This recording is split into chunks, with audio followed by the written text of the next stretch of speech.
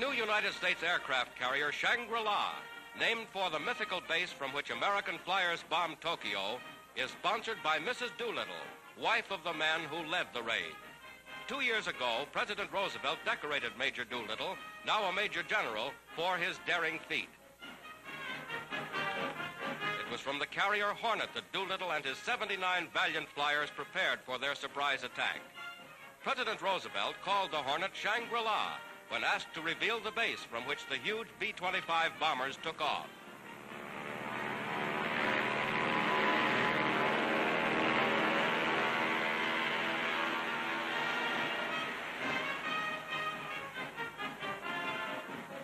Now, before a crowd of 100,000 people, Mrs. Doolittle launches the new carrier.